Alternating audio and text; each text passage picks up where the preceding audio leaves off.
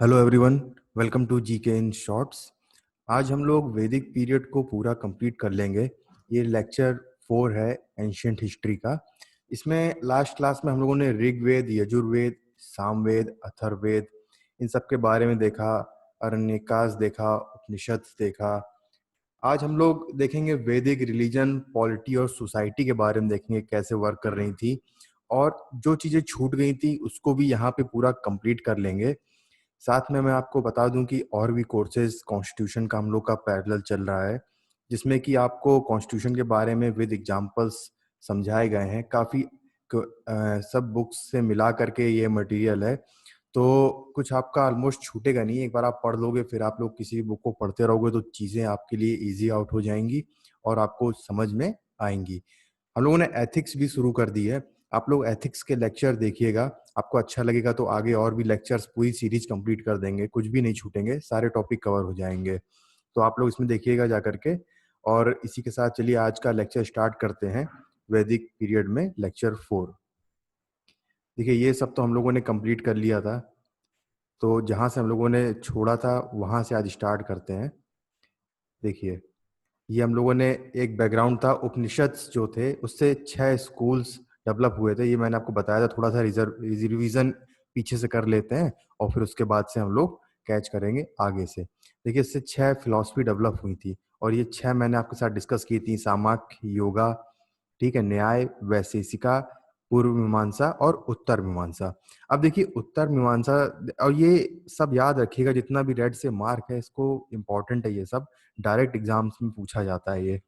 फिर देखिए, जो उत्तर मीमांसा था उसने एक नया फॉर्म एक्वायर किया जब वो इन्फ्लुएंस में आया आदि शंकराचार्य के।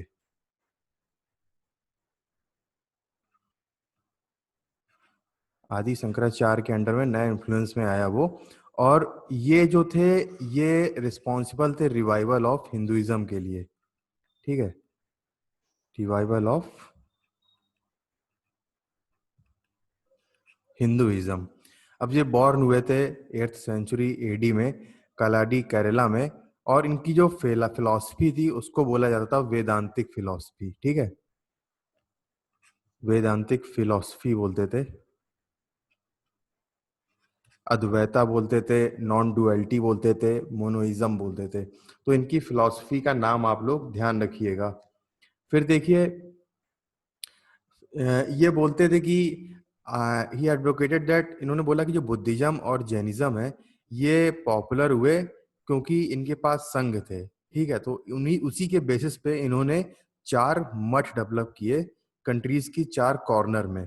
अब ये नाम याद रखिएगा, ये चारों बहुत इंपॉर्टेंट हैं। पहला था बद्रीनाथ नॉर्थ में, ईस्ट में इन्होंने स्टैब्लिश किया था जगन्नाथपुरी, द्वारका किया था वेस्ट में, और श्रृंगेरी कर्नाटक कर्नाटक में। तो ये कहते थे कि आत्मा और परमात्मा जो है वो 2 डिफरेंट एंटिटीज नहीं है। ठीक है, हम लोग को एफर्ट करना चाहिए कि हम लोग उसको यूनाइट कर सकें। वर्ड जो है वो माया से फुल है और हम लोग को अपना ज्ञान का यूज करना चाहिए ताकि हम लोग राइट थिंग्स कर सकें लाइफ में। ठीक है, ये आदि शंकराचार्य बोलते थे। फिर इन्होंने बाद में एक मठ, लेटर रूलर्स थे जो थे, उन्होंने एक मठ बनाया रामेश्वरम में। अब देखिए, मठ होता क्या है, ये भी तो पता होना चाहिए कि मठ होता क्या है। तो देखिए, मठ एक इंस्टीट्यूशन है जहाँ पर जो यंग बॉयज होते हैं वो आते हैं और उनको फूड और शेल्टर दिया जाता है और एक पर्टिकुलर आइडियोलॉजी दी जाती है, और फिर उनको बाहर भेजा जाता है कि वो उसको टीच करें लोगों को। और वहां पर बहुत ही स्ट्रिक्ट डिसिप्लिन ऑब्जर्व किया जाता है मठ में। ठीक है, ये डेफिनेशन है मठ की। तो ये छोटी छोटी चीजें हैं, इनको आप याद रखिएगा। फिर देखिए, there was a gradual change in philosophy as it came in contact in different people. तो जैसे जैसे लोग मिलेंगे आपको, आपको क्वेश्चन करेंगे, लॉजिक देंगे, तो धीरे वैसे वैसे फिलोसफी जो है वो चेंज होती चली जाती है। फिर देखिए, 12th सेंचुरी एडी में आए रामानुजाचार्य। अब उन्होंने, उनकी जो फिलोसफी थी वो थी अद्वैता। ठीक है, मीटिंग, ये बोलते थे कि मीटिंग ऑफ आत्मा एंड परमात्मा इज नॉट पॉसिबल। ये बोलते थे मीटिंग ऑफ आत्मा एंड परमात्मा इज नॉट पॉसिबल। तो इनका जो फिलॉसफी थी वो थी विशिष्ट अद्वैता की, ध्यान रखिएगा। विशिष्ट अद्वैता, वेरी इंपॉर्टेंट अगेन। इसका मतलब होता है कि क्वालिफाइड मोनोइज्म। ये कहते हैं कि कॉमन पीपल जो है वो फॉल होंगे ही, ठीक है, तो और केवल कुछ ही हैं। विशिष्ट का मतलब होता है खास, कुछ लोग हैं, ऑलमोस्ट ऐसे मान लीजिए कि जैसे 10% लोग हैं, वही इस माया के इन्फ्लुएंस से सेव हो पाएंगे, बाकी कोई सेव नहीं हो पाएगा। तो ये फिलॉसफी है, आप ध्यान रखिएगा, ठीक है, आगे की। फिर देखिए, माधवाचार्य आए 13th सेंचुरी में। अब इनकी फिलॉसफी थी द्वैता की। द्वैता का मतलब होता है डुअलिटी। तो ये बोलते थे कि आत्मा और परमात्मा ये दोनों डिफरेंट हैं और ये ज्वाइन नहीं हो सकते हैं। May be 1% can join, otherwise it is not normal. फिर देखिए वल्लभाचार्य आए। वल्लभाचार्य की फिलॉसफी थी शुद्ध अद्वैता की। ये बोलते थे absolute duality. Very important again, pushti mark. Remember, pushti mark is very important, and its propounder was Vallabhacharya. He said that you cannot join, so you have to just surrender in front of your God. Surrender yourself in front of God. ये भी बहुत important है, पुष्टि मार्ग, इसको ध्यान रखिएगा। और ये बोलते थे कि आप लोग एक ही गॉड को वर्शिप करिए, कृष्णा। इन्होंने फाउंड किया था temple of Shrinath ji, again very important, in Vrindavan. Very important fact, please इसको याद रखिएगा, ये बहुत बार पूछा जा चुका है एग्जाम में। और निस फॉलोवर, इनके जो फॉलोवर्स थे वो ये गोस्वामी निस फॉलोवर, इन्होंने शिफ्ट किया आइडल, ठीक है, श्रीनाथ से नाथ द्वारका की तरफ। और नाथ द्वारका में आपको देखिए क्या देखने को मिलती है, पिछवाई पेंटिंग्स, वो बैकड्रॉप में यूज करते हैं। तो ये सब बहुत इंपॉर्टेंट है, नोट्स बहुत ही क्रक्स हैं, आप लोग को कुछ एक्स्ट्रा नहीं करना है, ऑलमोस्ट इसमें आपका सब कवर ही है। तो आप लोग को मैं इसीलिए ये नोट्स साथ में दे देता हूँ, ताकि आप लोग इनको पढ़ते रहिएगा, एक ही सोर्स से रिवाइज करते रहिएगा बार बार, ठीक है। फिर देखिए, जो मोस्ट इंपॉर्टेंट गॉड थे पेंटिंग लिए, वो कृष्णा थे उस टाइम पे। ये मैं आपको एक कंटिन्यूटी में बता रहा हूँ, क्योंकि बहुत सारी फिलोसफी डेवलप हुई थी ना, इसलिए मैं वैदिक पीरियड से आगे जाकर के वहां तक पहुंच गया हूँ। फिर मैं अभी पीछे वापस आऊंगा, क्योंकि एक सीरीज में है, चीजें मिलती जुलती हैं, इसलिए बता रहा हूँ। अब देखिए रेलेवेंस क्या है, कृष्णा जो है उनकी फ्लूट का रेलेवेंस क्या है। तो ये क्या करता है, it makes people anxious, distressed as they run here and there on listening the flute, ठीक है। देखिए मोक्ष अटेन करने के, ये देखिए, या तो ज्ञान मार्ग, या तो कर्म मार्ग, या तो भक्ति मार्ग, ये तरीके हैं मोक्ष अटेन करने के। देखिए कर्म मार्ग के लिए देखिए आप किसको बोल सकते हैं, सचिन तेंदुलकर है, ये कर्म मार्ग है, ठीक है। ज्ञान मार्ग स्वामी विवेकानंद, भक्ति मार्ग Chaitanya Mahaprabhu, he surrender to God, surrender to God, ठीक है। तो डिफरेंट डिफरेंट पाथ है मोक्ष अटेन करने के। तो ये सब चीजें हैं। जैसे मॉडर्न वेदांता की अगर बात करें तो स्वामी विवेकानंद ने, ये लिख लीजिएगा, इसमें शायद नहीं होगा। तो मॉडर्न वेदांता जो है, मैं लिख दे रहा हूं, जो मॉडर्न वेदांता है वो विवेकानंद ने दिया था, ठीक है, याद रखिएगा, ये भी फिलॉसफी है। अब देखिए, ये मैंने आपको बता दिया था लास्ट क्लास में, वेदंगास, वेद के अंग सप्लीमेंट्री, ज्योतिष, कल्प, ये सब मैंने आपको लास्ट क्लास में कंप्लीट करा दिया था। अब देखिए सब डेफिनेशन है, थोड़ा ध्यान रखिएगा। देखिए ब्राह्मिकल लिटरेचर में क्या थे, वेदास और वेदंगास थे, धर्म शास्त्रास थे और पुराणास थे। तो वेदास और वेदंगास हम लोगों ने देख लिए इसमें, ठीक है। धर्मशास्त्राज में क्या थे, स्मृति वगैरह देख ली। धर्मशास्त्र क्या है, वो टेक्स्ट होते हैं। धर्मशास्त्र, धर्म पता ही चल रहा है पढ़ने से कि धर्मशास्त्र मतलब ड्यूटीज ऑफ द पीपल। धर्म क्या है हमारा, ड्यूटी क्या है हमारी, ठीक है। तो यही धर्म है, धर्मशास्त्र में दिया हुआ है। इसमें आपको सोशल और लीगल कोड ऑफ कंडक्ट दिया जाएगा, मतलब कैसे आपको बिहेव करना है सोसाइटी में, और क्या लीगल वेज अपनाने हैं चीजों को करने के लिए, कंडक्ट करने के लिए। और अगर आप लोग इसको वॉयलेट करेंगे तो क्या आपको इसके लिए पनिशमेंट दी जाएगी, ठीक है। ध्यान रखिएगा इस चीज को।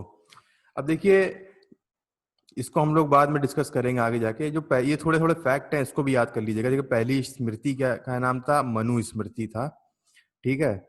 यज्ञवाल स्मृति जो है वो लिबरल बुक थी, और ये टॉक करती थी about female right to property. This is very important and has been asked various time in various examinations.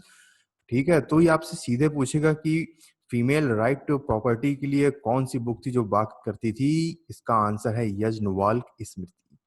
फिर देखिए मनुस्मृति के बारे में अगर हम लोग बात करें तो women depends on father, husband, son. तो डलहौजी ने इसको यूज किया था इम्प्लीमेंट करने के लिए डॉक्ट्राइन ऑफ लैप्स। देखिए इन चीजों को कनेक्ट करिएगा कैसे कैसे ब्रिटिशर्स ने इन चीजों को यूज किया। तो डॉक्ट्राइन ऑफ लैप्स क्या था, नो हस्बैंड तो no right of women to property.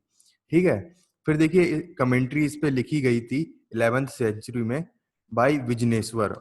ठीक है, गाइड बुक थी यही यज्ञवल्क्य स्मृति, विजनेश्वर ने लिखी थी मिताक्षरा। ये भी बहुत इंपॉर्टेंट फैक्ट है, बहुत बार पूछा गया है डिफरेंट एग्जामिनेशंस में। सीधे सीधे पूछता है आपसे कि मिताक्षरा किसने लिखी थी, तो ऑप्शन में देगा आपको, तो आप लोग ध्यान रखिएगा इसको विजनेश्वर ने लिखी थी। चलिए आगे चल के देखते हैं। फिर ये देखिए 14th सेंचुरी में ये बुक लिखी गई थी दया भागा। इसको लिखी थी जिमू तवा खाना ने। अगेन वेरी इंपॉर्टेंट, बहुत इंपॉर्टेंट है ये, इसको जरूर याद रखिएगा, जिमू तवा खाना। और इसको देखिए जजेस लोग आज भी यूज करते हैं वुमेन राइट टू प्रॉपर्टी के लिए। अब देखिए पुरानाज में क्या है कि माइथोलॉजिकल स्टोरीज होती हैं हिंदूज गॉड्स के बारे में, जो ले करती है इंपॉर्टेंस भक्ति and not on ritual and sacrifices. ध्यान रखिएगा ये पुरानाज होते हैं जो इंपॉर्टेंस देती है भक्ति पे, रिचुअल्स और सेक्रीफाइसेस पे नहीं। तो इसी ने कॉन्सेप्ट इंट्रोड्यूस किया री इनकारनेशन का। ठीक है, और हिंदुइज्म में यही री इनकारनेशन जो है इसने पूरा हिंदुइज्म को चेंज करके रख दिया। रिवाइवल हो गया पूरा हिंदुइज्म इस कॉन्सेप्ट से, री इनकारनेशन से। कोई भी होता था उसको ये लोग री इनकारनेशन बता देते थे और तो वो हिंदुइज्म का पार्ट बता देते थे। तो इससे हिंदुइज्म अपने आप ग्रो करने लगा और डिफरेंट पार्ट्स में अपने आप सेटल होने लगा। ठीक है, ध्यान रखिएगा। अब चेंजेस की बात करते हैं, बहुत इंपॉर्टेंट है ये, थोड़ा चेंजेस के बारे में बात करते हैं। देखिए बात करते हैं जोग्राफिकल एरिया की, पहले चेंज की बात करते हैं। तो देखिए अगर हम जोग्राफिकल एरिया की बात करें पहले वैदिक पीरियड में और फिर लेटर वैदिक पीरियड में। ठीक है, तो जो वैदिक पीरियड था, अर्ली वैदिक पीरियड, वो था पंजाब में और हरियाणा में, पंजाब और हरियाणा में। ठीक है, क्योंकि दो रिवर वहां पे मेंशन है ऋग्वेदा में, एक सिंधु, नाम याद रखिएगा, और दूसरा सरस्वती। ठीक है, फिर लेटर वैदिक पीरियड में देखिए ये मूव कर गए इंडो गैंजेटिक प्लेन में, यानी कि इंडो गैंजेटिक प्लेन अपना यूपी और बिहार हो गया। ठीक है, अब उनके पास देखिए आयरन था, ये बहुत बड़ी इन्वेंशन थी आयरन रिवोल्यूशन। अब ये मूव करे उस डायरेक्शन में, तो रेनफॉल जो है वो इंक्रीज हुई, बहुत सारी रिवर्स और मिलना शुरू हो गई, फॉरेस्ट मिलना शुरू हो गए। तो आयरन चाहिए था उसको कट करने के लिए। ठीक है, तो आयरन ने सब कुछ चेंज कर दिया। आयरन से अभी हम आगे जाके देखेंगे कैसे वॉर्स वगैरह शुरू हो गए थे आयरन की वजह से। ठीक है, लोगों ने अपने औजार और शस्त्र वगैरह बनाना शुरू कर दिए थे आयरन से। तो ये हमने बात कर ली ज्योग्राफी की। ठीक है, एक एक चीज को कनेक्ट करते हुए चलेंगे कैसे इवॉल्व हो रही थी। अब देखिए अर्ली वैदिक पीरियड में जो पॉलिटिकल की बात करें तो वो ट्राइबल सोसाइटी थी, और लेटर वैदिक पीरियड में स्टेट का कॉन्सेप्ट आ गया था, यानी कि जो सोसाइटी है पॉलिटिकल वो ट्राइबल से स्टेट की तरफ मूव हो रही थी। इकोनॉमी देखिए सेटल हो रही थी, पहले पेस्टोरल थी और सेटल होकर के एग्रीकल्चरल होने लगी थी। ठीक है, सोसाइटी सिंपल से और वर्ण वर्ण में डिवाइड होना शुरू हो गई थी। अब इसके बारे में भी बात कर लेंगे। देखिए रिलीजन में पहले ये लोग नेचर की वर्शिप करते थे। अब यहाँ पर देखिए मैंने जो तीन बाद में वेद आए, लोगों ने अपने आप कॉन्स्टिट्यूशन चेंज किया, इवॉल्व कर लिया। अब रिचुअल सेक्रीफाइसेस मंत्रास और ब्राह्मण्स जो थे वो इन राइट्स को परफॉर्म करते थे। ये ध्यान रखिएगा। तो ये पांच चीजों की चेंजेस हमने देख लिए कि कैसे जोग्राफिकल, पॉलिटिकल, इकोनॉमिक, सोसाइटी और रिलीजन चेंज हो रहा था। अब देखिए और पॉलिटिकल में अगर हम बात करें, देखिए ट्राइब होता क्या है, ट्राइब के बारे में समझते हैं।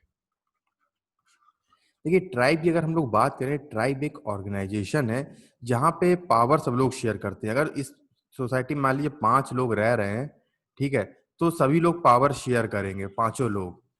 ठीक है, लेकिन उनका एक लीडर होगा, लीडर भी होगा, लेकिन ये 5 लोग भी पावर शेयर करेंगे, और उसको लीडर को बोलते थे हम लोग राजन। ध्यान रखिएगा। अब देखिए यहाँ पर सभा और समिति, ये दो चीजें होती थी, ठीक है।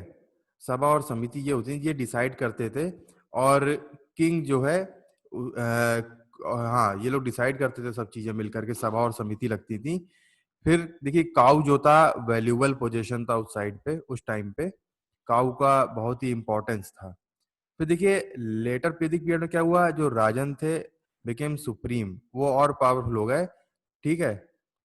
और सभा और समिति जो है वो डिफिकल्ट हो गया ऑर्गेनाइज करने में, क्योंकि एरिया जो है वो और बड़े होने लगे। अब काऊ से देखिए लैंड की तरफ पोजीशन होना शुरू हो गया। पहले काऊ था वैल्यूबल पोजीशन, अब जो है लैंड होने लगा वैल्यूबल पोजीशन। इकोनॉमी मैंने बात कर ही लिया आपसे, पेस्टोरल पीपल थे जो मूव करते थे काउस के साथ, तो उनके पास काउ जो है ये वैल्यूबल पोजीशन था कि हमारे पास इतनी गायें हैं, क्योंकि वो हमेशा मूव में रहते थे पेस्टोरल।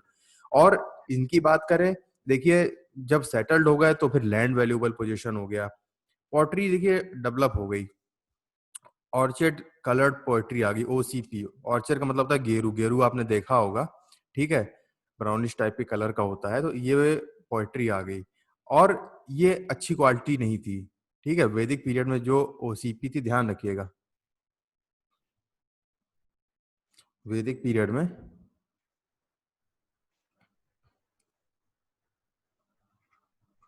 वैदिक पीरियड में ओसीपी थी, ध्यान रखिए, OCP, orchid, orchid coloured poetry. और लेटर वैदिक पीरियड में क्या थी, लेटर वैदिक पीरियड में थी पीजीडब्ल्यू, ठीक है, पेंटेड ग्रेवेयर। और ये अच्छी थी, वेल पेंटेड थी। जो हम लोगों ने शतपथ ब्राह्मण के बारे में पढ़ा था ना, तो शतपथ ब्राह्मण में ध्यान रखिएगा एग्रीकल्चर रिचुअल्स के बारे में दिया हुआ है, वेरी इंपॉर्टेंट। ये बहुत बार पूछा गया एग्जाम में कि एग्री किस किस उसमें ब्राह्मण में एग्रीकल्चर रिचुअल्स के बारे में दिया हुआ है, तो ये शतपथ ब्राह्मण है और इसमें एग्रीकल्चर रिचुअल के बारे में दिया हुआ है। फिर देखिए, ऋग्वेदा के 10वें मंडल में पुरुषोक्ता के बारे में दिया हुआ है। इस पुरुष का मतलब होता है क्रिएटर। तो इसमें ऐसा लिखा हुआ है कि 4 ग्रुप ऑफ पीपल जो है वो इमर्ज हुए। ब्राह्मण्स जो है वो माउथ से इमर्ज हुए, क्षत्रिय जो है वो आर्म से हुए इमर्ज, वैश्य थाई से, और शूद्र फीट से। अब यहाँ पे जो वर्ण वर्ड था वो यूज नहीं हुआ था इस समय, ठीक है। वर्ण एक तरीके से था प्रोफेशनल ग्रुप, ये प्रोफेशनल ग्रुप थे। और जो वर्ड शूद्र था वो अपियर हुआ था फर्स्ट टाइम पुरुष सूक्ता में, ध्यान रखिएगा, फर्स्ट टाइम द वर्ड शूद्र अपियर्ड इन पुरुष सूक्त। देखिए, वर्ण जो है वो, वर्ण जो है वो होता है क्लास के बेसिस पे, और वो केवल 4 होते हैं, और ये प्रोफेशन बेस्ड होते हैं कि आपका ये प्रोफेशन है, ठीक है। और जाति जो है वो कास्ट होती है, जाति होती कास्ट, वो बहुत हो सकती हैं, जो बेस्ड होती है बर्थ के बेसिस में, ठीक है। तो no one can change his caste. अब बात करते हैं कुछ कैरेक्टरिस्टिक उस टाइम के पीरियड की। तो कैरेक्टरिस्टिक्स की बात करें तो देखिए, हायरार्की सिस्टम था। प्रिविलेजेस की बात करें तो अपर 3 क्लासेस थी, तो द्विजा होता था, मतलब 2 बर्थ होते थे जो अपर क्लासेस थी। पहला बर्थ होता था पेरेंट्स से, और दूसरा होता था गुरु से। और शूद्रास जो थे उनको एजुकेशन जो है वो डिनाई की जाती थी, एक ये कैरेक्टरिस्टिक थी, प्रिविलेजेस दिए गए थे उनको। फिर देखिए, प्योरिटी ऑफ ब्लड की बात होती है, ठीक है। तो प्योरिटी ऑफ ब्लड की बात करें तो लिखा है कि no Brahmin will take food from Shudras, ठीक है। तो ये भी हायरार्की कैरेक्टरिस्टिक थी उस टाइम के पीरियड की सोसाइटी की। और देखिए, गोत्र का क्या मतलब होता है, वेयर काउज ईट टुगेदर, ठीक है। इसका मतलब होता है, जैसे मान लीजिए कोई एक ट्राइबल है और वो एक ही सोसाइटी में रह रहा है, वहां पे तो गोत्र कॉन्सेप्ट वहीं पे ओरिजिनेट हुआ था। और गोत्र के बारे में अभी हम और लास्ट में डिस्कस कर लेंगे इसको डिटेल में, ठीक है। आपको और चीजें बता देंगी कैसे वुमेन जो है उन्होंने अपनी इंडिपेंडेंस को, अपनी इकोनॉमिक पावर को यहाँ पे लॉस हुआ उनको। अब देखिए, वुमेन यहाँ पे जो है वो बेटर पोजीशन एंजॉय करती थी अर्ली वैदिक पीरियड में। और लेटर वैदिक पीरियड में क्या हुआ, इन लोग को एजुकेशन डिनाई कर दी गई, क्योंकि अर्ली अर्ली क्या कहते हैं, मैरिज इनकी यहाँ पर हो जाती थी। जल्दी शादी कर देते। आप देखेंगे कि कैसे मैरिज अलायंस एक इम्पॉर्टेंट रोल होने लगा था अपने एरिया को बढ़ाने के लिए, तो पहले ही शादी कर देते थे। तो उस टाइम पे ये चीजें थी। ठीक है, पहले बहुत राइट एंजॉय करती थी, बाद में एजुकेशन देखिए डिनाई लेटर वैदिक पीरियड में कर दी गई। अब देखिए यहाँ पे आप लोग समझेंगे कि किसी की इकोनॉमिक डिपेंडेंस अगर आप छीन लोगे तो वो ऑलरेडी आप पे डिपेंड हो जाएगी। तो यहीं पर यही हुआ था कि इकोनॉमिक इंडिपेंडेंस वुमेन की यहाँ पर उनसे ले ली गई थी और वो डिपेंडेंट हो गई थी। ठीक है, एक ये संस्कार का नाम ध्यान रखिएगा। ठीक है, ये जब मेल चाइल्ड होता है ब्राह्मण्स तब इसको करते हैं, इसको बोलते हैं पुनि सवर्ण संस्कार। और उपनयन तो वही है, जनेऊ है, इसको आप लोग ध्यान रखिएगा, इसको उपनयन संस्कार बोलते हैं जनेऊ को। ठीक है, चलिए आगे देखते हैं। तो आगे देखिए, लेटर वैदिक पीरियड और पोस्ट वैदिक पीरियड में तो कंपैरिजन है। ठीक है, इसको लास्ट में देख लेंगे हम लोग, पहले हम लोग थोड़ा और इंपॉर्टेंट चीजें देख लेते हैं। अब देखिए पोस्ट वैदिक पीरियड में जो है आयरन का बहुत ही ग्रेटर यूज होना शुरू हो गया। आयरन का यूज बहुत ही लार्ज स्केल में शुरू होना हो गया।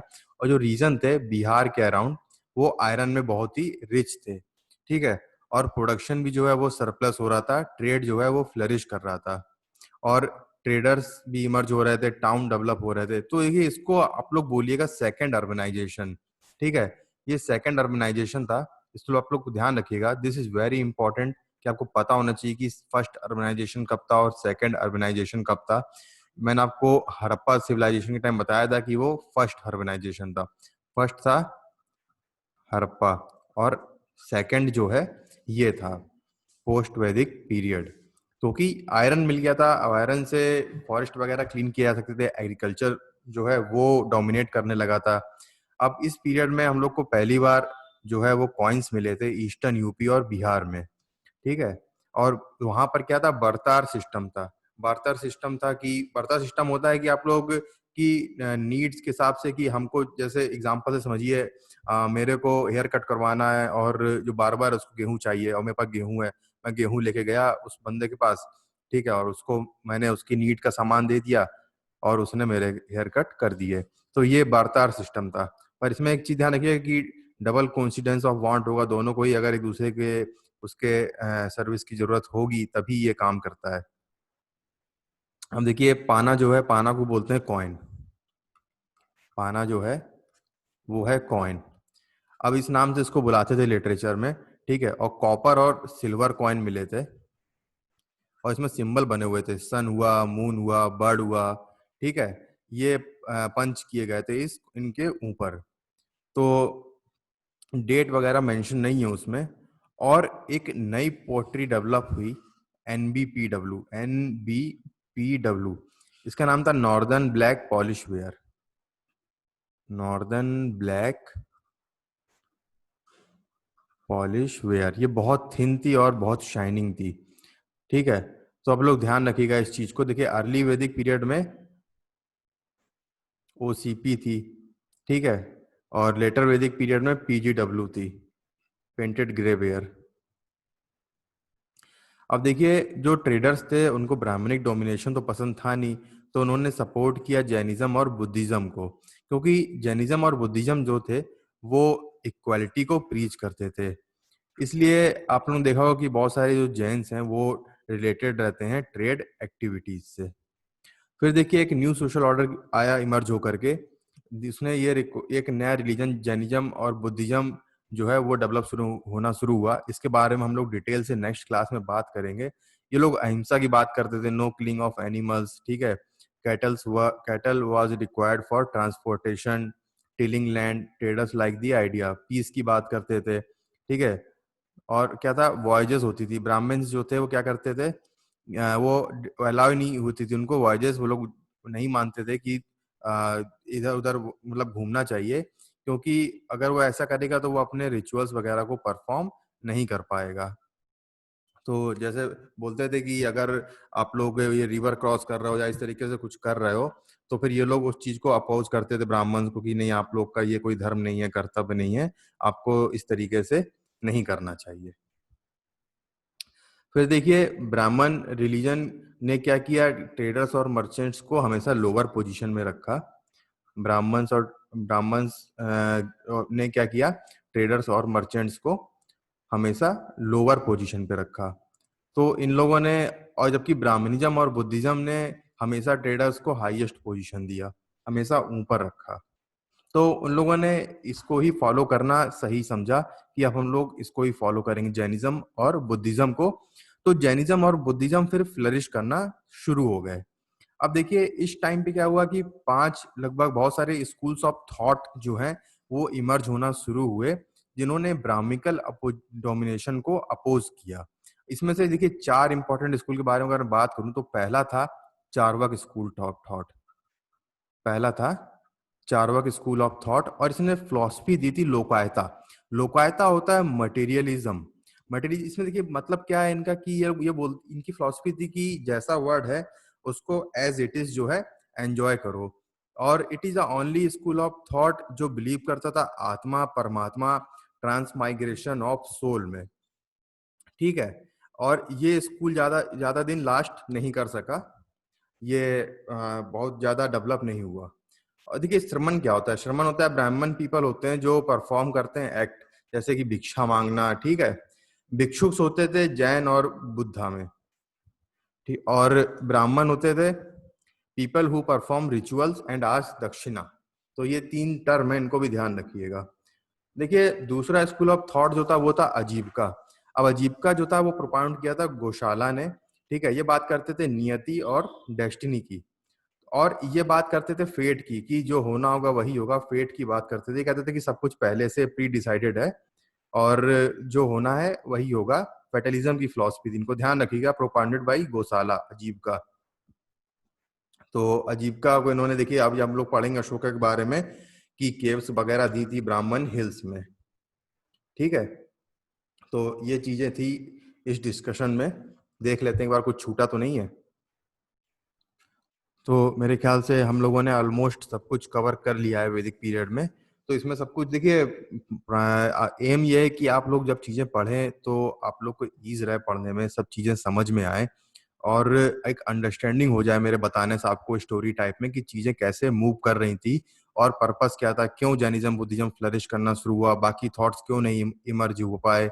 तो इस तरीके की चीजें हैं जो आपको मैं बताना चाह रहा हूँ अपने जरिए। और आप लोग बुक्स जरूर पढ़िएगा, ऐसा नहीं है कि आप लोग कहीं से भी पढ़िए, चाहे यहाँ से पढ़िए चाहे किसी भी चैनल से पढ़िए, पर बुक्स जरूर पढ़िएगा। बुक्स बहुत ही इंपॉर्टेंट हैं, हमेशा आपको एक लार्जर पर्सपेक्टिव देंगी बुक्स, उसको मत छोड़िएगा। ठीक है। ये तो एक सप्लीमेंट्री है कि आपकी एक बेसिक अंडरस्टैंडिंग हो जाएगी तो आपको ईज हो जाएगी बुक्स पढ़ने में। और मैंने थॉट इसमें जो इम्पोर्टेंट जितना भी है फैक्ट्स वगैरह सब कवर कर ही दिए हैं। आपका शायद ही कुछ छूटा होगा, इसमें बहुत कम ही होगा। तो आप बुक्स भी जरूर पढ़िएगा, उससे अच्छा रहता है पढ़ने से। तो आज के डिस्कशन में इतना ही है। अगर आपको वीडियो अच्छा लगे तो उसको लाइक जरूर करिएगा और चैनल भी सब्सक्राइब कर लीजिएगा। बाकी साइड में बेल आइकन होगा तो आप उसको भी प्रेस कर लीजिएगा ताकि आपको नोटिफिकेशन आ जाए वीडियो अपलोड होते ही। और एक साथ में अगर आप लोग करते रहेंगे मेरे चीज़ों को तो जल्दी कंप्लीट हो जाएगा। और अगर एक बार में बहुत सारे लेक्चर्स हो जाते हैं तो एक बर्डन टाइप का फील होने लगता है। ठीक है। तो आप लोग करिएगा इसको फिर। ठीक है, फिर मिलते हैं नेक्स्ट लेक्चर में। Thank you.